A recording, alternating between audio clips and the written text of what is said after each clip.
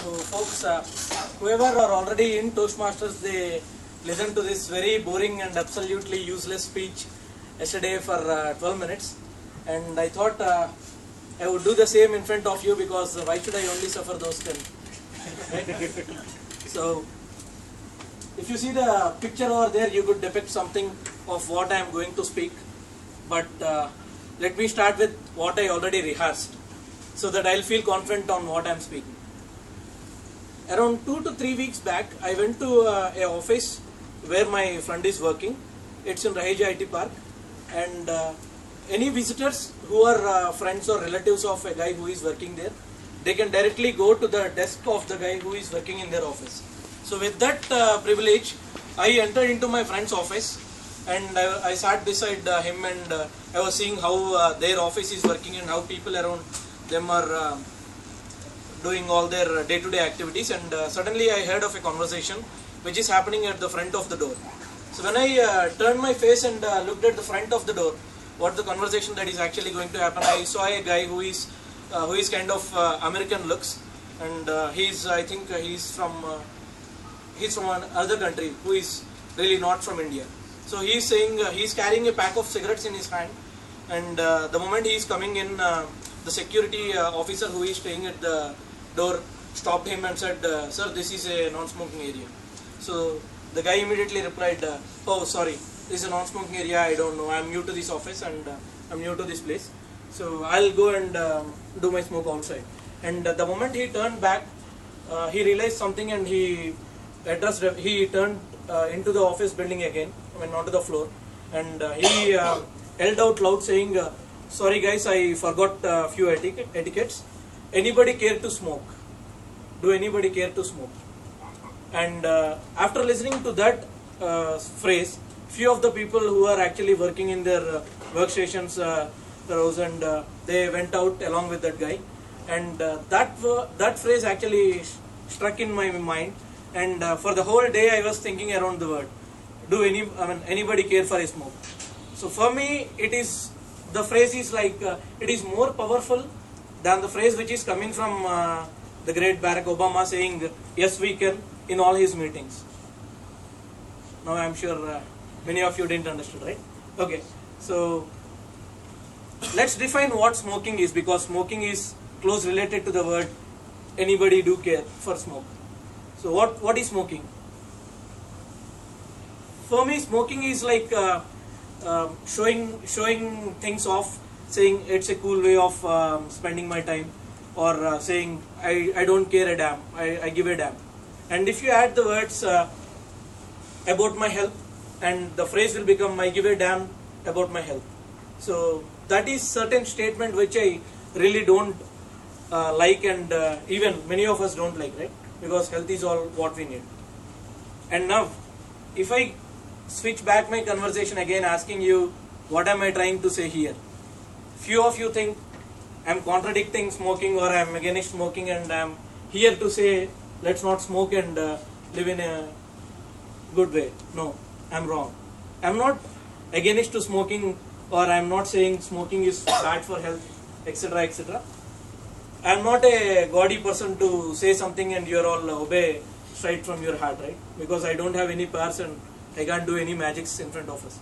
So I'm not saying any negative about smoking. I'll start saying the benefits, what we get if we are smoking, so that we all, because every time there is a topic around smoke, everyone always do listen to the bad thing. So let me start with the benefits of smoking. So the first benefit I have is loss of appetite. What does loss of appetite means? I don't really need to care about what are all the snacks that are happening, what are all the snacks that are serving upstairs, in spite of they being in a good taste or in a bad taste. All I need is a pack of cigarettes in my hand and a working lift in the office, which will take me to the ground floor and allow me to do some smoke, right? So that way I don't care about what are all the snacks, lunch or dinner happening in the upstairs, and I really don't eat. And that's how I don't eat, and because of the reason that I am not eating properly, I don't need to exercise, because I am not gaining any weight because of eating. So that's one advantage. And also on a very unfortunate day, if someone dragged me to the canteen, where usually we don't get good or tasty food, if I am supposed to eat, again that doesn't matter to me, because my taste buds are already at a stage where they don't really feel the taste. So whatever kind of food that I am eating, it really doesn't matter to me. So that's the first advantage of smoking. And the second one is loss of smell, or what you say, the sense of smell. Sense of smell. So no matter how much bad or worse the food is tasting, it doesn't bother to me, because all my mind is filled with tobacco and the nicotine around it. So one of the major tobacco vendors says it's honeydew smooth. So if something is really honeydew, and if something is really more important to me than sugar, then I would definitely don't care for it, right? So even my smell buds are gone. And third, I don't need to spend any extra money on deodorants, because we smokers do always carry certain kind of deodorant around us, because of the smell that is coming from what we smoke. So really I don't need to spend anything on deodorants. And that's why you always see smokers in groups, because we all love that kind of smell, and we all love that kind of deodorants, which we don't get usually in every place. So that's why we all live in groups, and we are so gelled. And what fourth? Fourth is it's some kind of social service I would attribute to. So we are smoking, and we ourselves are not just getting it. We are sharing it with the entire world, irrespective of caste, sex, religion, developer, QA, engineer, anyone. We do spread it across to any place. So that's some kind of social service that I am doing to this entire world. And what next? My social networking will be more. So the moment I ask anybody care for a smoke, and people do walk out with me, and we form into groups. So slowly my smoking buddies list will be increasing. No matter I am new to the org or new to the team, I can build my friend circle or buddies from the smoking zone, and believe me, that list is really huge when you compare with any of the social networking list you have in Facebook, Orkut, or any other Twitter accounts. So these are few benefits that I would derive from the people who really smoke. Now, what am I doing again? Am I saying some advantages in the form of disadvantages, and I am trying to convince you?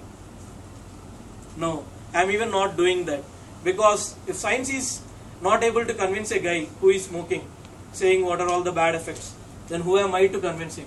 I am not going to convince him. And there are few statistics which we are looking at around on a day-to-day basis, and even if statistics are not convincing an average smoker, then there is no point that I am convincing him, because soon he will be a number added to the statistics, and that statistics will be revised by some other average smoker. So even I am not doing that. But there are certain statistics which we should really focus our attention on, or which really need some attention. So one is, because of the parental smoking that is happening in the families or in the places where the children are living, the young children who are addicting to that kind of smoke, and their lungs are getting filled up with all that toxic nicotine content around their environment. So because of that, on an average, 1900 to 2700 of young children are dying across the globe because of parental smoking. But in India, where our parents give more respect to children, or we give more respect to parents, and in a family environment, usually you don't see our mothers or fathers smoking right in front of us in many of the cases, right? So probably that is not a big deal for a place like India, because we don't see such things. But again, there is another factor which is causing, which is influencing smoking rate, that is peer pressure. So there are many people who actually started smoking just because of their friends encouraged them, or their friends forced them, or maybe of any kind. They go to a party and someone offer them a cigarette, their manager or a lead. Few people can't deny that, and they start smoking. But again, the ratio, if you compare to the people who are starting smoking because of peer pressure to the ratio of the people who are unable to stop it because of peer pressure is more. I don't really bother about people who are starting because that's very less in number. But if you look at the peer pressure of people who are actually forcing the other guys, say I decided not to smoke, or say I decided I should smoke only twice a day, and I'm sitting and working in my cubicle. Someone occasionally stood up and said, anybody care for a smoke? Or he reached me, he know that I'm smoking, and he said, hey, come on, let's have a smoke. So that word, which is revolving around the environment, will again make me to go and do a smoke.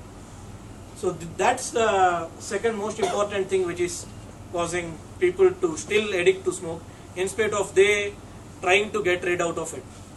So guys, I'm back to the same question which I raised earlier. Anybody care for a smoke? Or yes, we can.